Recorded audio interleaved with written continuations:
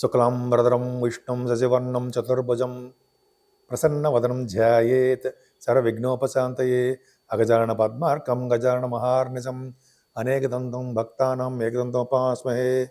ఓం గం గణపతయే నమః. ఓం శ్రీమాత్రే నమః. ఓం శ్రీ గురుభ్యోం నమః. మా ఆది ఆస్ట్రాలజీని చూస్తున్నటువంటి మీ అందరికీ, అలాగే విదేశాల్లో కూడా ఉంటూ నన్ను ఎంతగానో ప్రోత్సహిస్తూ, విదేశాల్లో వాళ్ళే కదండి, మీరు కూడా నన్ను ఎంతగానో ప్రోత్సహిస్తూ, అలాగే నా వీడియోలు కూడా చూస్తూ నన్ను ఎంతగానో ప్రోత్సహిస్తున్నారు. సో మీరందరికీ పేరు పేరున నా హృదయపూర్వక నమస్కారాలు. ఇప్పుడు మనం 12 రాశుల వాళ్ళకి మకర రాశిలో సూర్య భగవాను ప్రవేశించినప్పుడు కలిగే ఫలితాలు ఎలా ఉంటాయి తెలుసుకుందాం. దానికంటే ముందర ఏంటంటే, మీరు మీ జాతకాలు తెలుసుకోవాలన్నా, లేదా మీ ముహూర్తాలు పెట్టించుకోవాలన్నా, ముఖ్యంగా ఏంటంటే మీ జాతకాలు తెలుసుకోవాలనుకుంటే date of birth, time of birth, place of birth ఉండాలి. సో మీకు ఏమి ప్రాబ్లమ్స్ ఉన్నాయి, వివాహం ప్రాబ్లమ్సా, లేకపోతే మ్యాచింగ్ అంటారు సార్, వధువు యొక్క జాతక మ్యాచింగ్, అది తెలుసుకోవాలన్నా, అలాగే ఇదంతా కూడా మకర రాశిలో ప్రవేశించినటువంటి సూర్యభగవాను కాబట్టి ఉత్తరాయణ పుణ్యకాలం. ఈ పుణ్యకాలంలో వివాహ శుభకార్యాలు జరుగుతాయి. వివాహాలు, ఉపనయనాలు, అలాగా గృహప్రవేశాలు, ఇలాగ అన్నీ మంచి మంచి కార్యక్రమాలు జరుగుతుంటాయండి. ఒకవేళ మీరు మా ఆది ఆస్ట్రాలజీ తరపున, నేను మీ వాడ్రే ఆదినారాయణరావు, మీరు నాకు పంపిస్తే మీ డీటెయిల్స్ కానీ ఏమైనా మీకు తెలుసుకోవాలనుకుంటే, అది ముహూర్తాలు కావాలన్నా ఇవి తెలుసుకోవాలనుకుంటే మీరు నాకు పంపిస్తే నేను తప్పకుండా ముహూర్తాలు పెట్టడం కానీ, మీ జాతకాలు చూడడం కానీ అవన్నీ చూస్తానండి. నాకు 35 సంవత్సరాల అనుభవం ఉంది. నేను కాస్ట్ అకౌంటెంట్ అయినా, CMA చేశాను, అకౌంట్స్ ఆఫీసర్గా గవర్నమెంట్ ఆర్గనైజేషన్ చేశాను. ఆ పక్క పెడితే నాకు కొద్దో గొప్ప దీంట్లో కొద్దిగా అనుభవం ఉంది కాబట్టి మీకు కావాలనుకుంటే, ముహూర్తాలు పెట్టించాలనుకుంటే నాకు ఫోన్ చేయండి. ఒకవేళ నేను షూటింగ్స్లో ఉంటే నేను ఫోన్ లిఫ్ట్ చేయలేకపోవచ్చు, సైలెంట్లో ఉంటుంది. మీరు మీ కింద నెంబర్కి ఫోన్ చేసినా అయితే మీకు వాట్సాప్ నెంబర్ కూడా ఉంటుంది. వాట్సాప్లో మెసేజ్ పెట్టినా నేను మీకు ఏమి కావాలో అనేది దాంట్లో రాయండి. రాస్తే నేను తప్పకుండా ఈ షూటింగ్స్ అన్నీ అయిపోయిన తర్వాత కూడా నేను ఫోన్ చేసి మిమ్మల్ని పలకరిస్తాను. మీకు ఏం కావాలో కూడా అడుగుతాను. సో మీకు ఏమైనా కావాలనుకుంటే ఈ కింద నెంబర్కి ఫోన్ చేయండి. ఇప్పుడు మనం మకర రాశిలో సూర్యభగవానుడు ప్రవేశించినప్పటి నుండి 12 రాశుల వాళ్ళకి ఎలా ఉండబోతోంది, బ్రహ్మాండంగా ఉండబోతుందండి.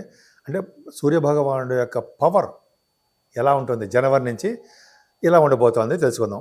ఈ సూర్యభగవానుడు నుండి మకర రాశిలోకి 14వ తారీఖు జనవరి నుంచి మకర రాశిలో ప్రవేశిస్తాడు. 12వ తారీఖు ఫిబ్రవరి వరకు కూడా మకర రాశిలోనే ఉంటాడు ఆయన. సో ఈ మకర రాశిలో ఉండడం వల్ల 12 రాశుల వాళ్ళకి ఫలితాలు ఎలా ఉంటాయో తెలుసుకుందాము. ధనురాశి అండి. ధనుర్రాశి వారికి 2వ భావంలో మకర రాశిలోనే సూర్యభగవానుడు వస్తున్నాడు. సో సూర్యభగవానుడు ద్వితీయ రాశిలో ఉండడం వలన ముఖరోగి, విద్యా విఘ్న, మూర్ఖ కోప, నేత్ర రోగ. అంటే ఏంటంటే అందరికీ వర్తించదండి. జనరల్గా ఆయన ఇచ్చే ఫలితాలు మామూలుగా అలా ఉంటాయని అంటాం. సూర్యభగవానుడు ద్వితీయ స్థానంలో ఉండడం వల్ల ముఖమునందు రోగము కలవారు అంటాం. అంటే కొద్దిగా ఫేస్లో కొంచెం చిన్న ప్రాబ్లమ్స్ వస్తాయి అని, కొంతమందికి వస్తాయని వాళ్ళ జాతకాల ప్రకారము శాస్త్రం చెప్తుంది. అందరికీ మాత్రం కాదండి. ధన వ్యయ, ధనం ఎప్పుడు బాగా ఖర్చు పెట్టేవారుగా ఉంటారండి మీరు. అంటే సెకండ్ భావంలో రవి ఉండడం వల్ల ఎక్కువగా ధనం ఖర్చు పెడుతుంటారు, స్పీడ్గా నడుస్తుంటారు. స్పీడ్గా అంటే ఎక్కువ స్పీడ్ అంటే ఏంటంటే వేగంగా నడుస్తూ ఉంటారు అంటారు సార్. వేగంగా నడవడము, వేగంగా పనులు చేయడము, మన గురించి మనం గొప్పగా మంచి బ్రహ్మాండంగా చెప్పుకోవడం జరుగుతూ ఉంటుంది. విద్యా విఘ్న అంటే విద్యలో మనం చదువుకున్న విద్యలో కూడా కొన్ని సందర్భాల్లో కొన్ని సార్లు విద్యా విఘ్నాలు కలుగుతుంటాయి. అందుకనే వినాయకుడికి దండం పెట్టుకుంటే వినాయకుడికి విఘ్న నాశకుడు కదండి. విఘ్నాలను తొలగించేవాడు వినాయకుడు. సూర్యభగవానుడు ఒకవేళ నిజంగా కొన్ని విద్యా విగ్రహ అంటే ముందు అంతకంటే ముందర మనం గణపతి ఆరాధన చేసుకుని మనం పూజిస్తే అంటే వినాయకుడు పూజిస్తే సూర్యభగవాను వలన వచ్చే విద్యలో విఘ్న కలగకుండా ఉంటాయి కదా. జనరల్గా ద్వితీయ భావంలో ఉంటే విద్యకు ఆటంకాలు కలిగిస్తాడు అంటాం. మూర్ఖ కోప అంటే మూర్ఖ కోపము అంటే కొద్దిగా కోపం ఎక్కువ ఉంటుందండి. కొన్ని సందర్భాల్లో చికాకులతో కూడిన కోపం. నిజంగా మీకు కోపం ఉంటుందా? లేదు. కాబట్టి కొన్ని సందర్భాల్లో కొన్ని పనులు కావట్లేదనో, ఏదో చికాకుల వలనో, ఏదో ఆలోచిస్తూ ఉండడం వలనో ఇంకా రావట్లేదంటే అది తప్ప చాలా మంచివారు. నేను సరదా కోసం చెప్పట్లేదండి. తెలివైన వారు, మంచివారు, దానగుణం కలవారు మీరు ధనురాశి వాళ్ళు. కొన్ని సందర్భాల్లో కోపం ఉంటుంది, ఎందుకంటే ధనురాశి వాడికి కొంత కోపం ఉండడానికి అవకాశాలు ఉన్నాయి. సరే, అది పక్క పెడితే కొద్దిపాటి నేత్ర రోగ అంటే కళ్ళకి కొంచెం చిన్న చిన్న ఇబ్బందులు రావడానికి, అంటే ఎక్కువసేపు టీవీ చదవడము, ఎక్కువసేపు చదువుకోవడము, ఎక్కువసేపు మనకి ఐస్ మనకు ప్రాబ్లమ్స్, అంటే ఐస్ మనకి పని చెప్పడం వల్ల, ఐస్కి మనం పని చెప్పడం వల్ల ఎక్కువ చదువుతూ ఉంటాం కదా, ఇప్పుడు ఏదో చదువుతూనే ఉంటాయి అదొకటి. సో కొద్దిగా నేత్రాలకి కొద్దిగా ఇబ్బంది కలగడానికి అవకాశం ఉంది. సో ఈ విధంగా ఇలాగంటే ఇందాక చెప్పినట్టు విద్యా విగ్రహ మూర్ఖ కోప నేత్రరోగ, ఇవన్నీ మనం అధిగమించాలి. ఇలాగ అధిగమిస్తాము ఏమీ లేదండి. సూర్యభగవాన్ ఒక్కడనే సూర్యభగవాన్నే మనకి ఆయనే ఆరాధించాలి. ఆయన పట్టుకుని సరిపోతుంది. అంటే 14వ తారీఖుని ఉత్తరాయణ పుణ్యకాలం వస్తుందండి మనకి. అంటే సూర్యభగవానుడు మకర రాశిలో మకర సంక్రమణము ఉంటుంది. సంక్రమణం అంటే రాశిలోకి వెళ్తాడు. మకర రాశిలోకి 14వ తారీఖు జనవరి 2025. 6 రోజు స్నానాలు, నదీ స్నానము, గంగా స్నానము, దగ్గర ఉన్న నదులు, ఏ నదిలో స్నానం చేసిన పర్లా, అవకాశం ఉంటే గంగా నది, సరయూ నది, యమున, అలాగే త్రివేణి సంగమంలో చూడండి, ఎంతమంది టీవీలో కూడా చూస్తాం, త్రివేణి సంగమంలో ఎంతమంది స్నానాలు చేస్తారు. అలాగే సూర్యభగవానుడికి అర్ఘ్యం సమర్పించాలి. 10 సార్లు, కొంతమంది 3 సార్లు చేస్తారు, కొంతమంది 10 సార్లు చేస్తారు. అలాగే సూర్యభగవానుడికి ఎర్రని పుష్పాలు మన అర్ఘ్యం అంటే మన నీళ్ళలో వేసి అర్ఘ్యం ఇచ్చినప్పుడు సమర్పించడం చాలా మంచిదండి. అలా అర్ఘ్యం గాయత్రి మంత్రం చేస్తూ ఇవ్వచ్చు. ఓం సూర్యాయ నమః, ఓం సూర్యాయ నమః అంటూ ఇవ్వచ్చు. మీకు సూర్యభగవాన్ యొక్క మంత్రాలు తెలిస్తే ఆ మంత్రం ద్వారా సూర్యభగవాన్ని పూజించవచ్చు.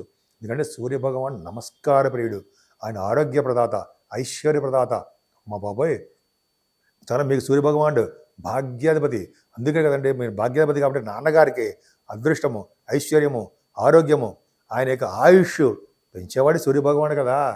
ఎంత అదృష్టం అంటే సూర్యభగవాన్ని పూజ చేసుకుంటే మీరు, మీకే కాకుండా మీ నాన్నగారికి కూడా చాలా బాగుంటుంది. అలాగే మీ ఐశ్వర్యం పెరుగుతుంది, అదృష్టం, భాగ్యస్థానం అంటే అదృష్టం కదా, అదృష్టము పెరుగుతుంది. సరే, ఇలా అదొకటంటే మీరు సూర్యభగవాన్ ఆరాధన చేసిన తర్వాత గోధుమల దానం కూడా ఇవ్వాలండి. అంటే ఎప్పుడు కాదు, నవగ్రహాలు మీకు వీలుంటే 6 వారాల పాటు ఆదివారం సూర్యభగవాన్ ఆరాధన చేసుకోవడము. 6వ వారం చివరిలో 6వ వారం 6th వీక్ అయిపోయిన తర్వాత గోధుమలు కూడా దానం బ్రాహ్మడికి ఇచ్చేస్తే చాలా మంచిది.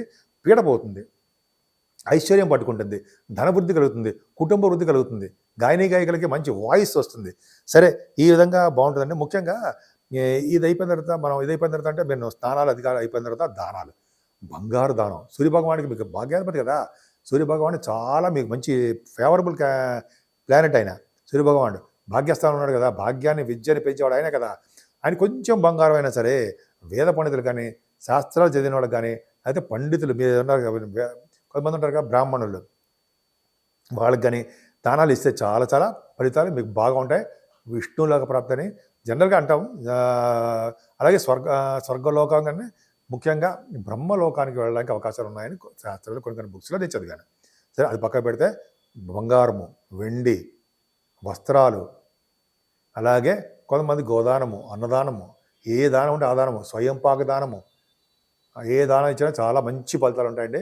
మీరు తప్పకుండా చేసుకోండి, చాలా మంచి అద్భుతమైన ఫలితాలు ఉన్నాయి. గాయత్రి మంత్రం మాత్రం ఈ నెలలు కూడా మీరు చేసుకొని ఉంటే మంచి ఫలితాలు అద్భుతంగా రాగలవు. మీకు అనేక సమస్యల నుంచి, అనేక ప్రాబ్లమ్స్, అనేక రోగ సమస్యలు కానీ ఎటువంటి సమస్యలు ఉన్నా కూడా సూర్యభగవాన్ ఆరాధన చేయాలి. ఇవన్నీ చేయలేమని మనం మరి ఎలా చేయాలి అంటే సూర్యభగవాన్ నమస్కార ప్రియుడు. ఇందా నేను చెప్పినట్టుగానే సూర్యభగవాన్ నమస్కారం పెట్టడం వలన చక్కటి ఆరోగ్యం కలిగి, ఐశ్వర్యం కలిగి, ఆనందంగా, తృప్తిగా, డైనమిక్గా, తెలివిగా, సంతోషంగా ఉండడానికి కారకుడు కూడా సూర్యభగవానే అవుతాడు. కాబట్టి సూర్య ఆరాధన మాత్రం మర్చిపోకండి. టెంపుల్స్కి వెళ్ళాలి. ఈరోజు దేవాలయ సందర్శన మాత్రం చేసుకోవాలండి. సూర్యభగవాన్ దేవాలయం చేస్తే చాలా మంచిది. శుభ్రం చేయాలి.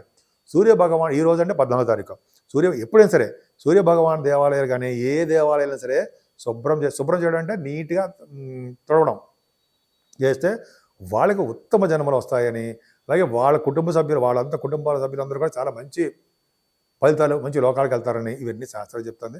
ఈ విధంగా మీరు చేయడం అవకాశం ఉంటే మీరు చేయండి, మంచి ఫలితాలు వస్తాయి.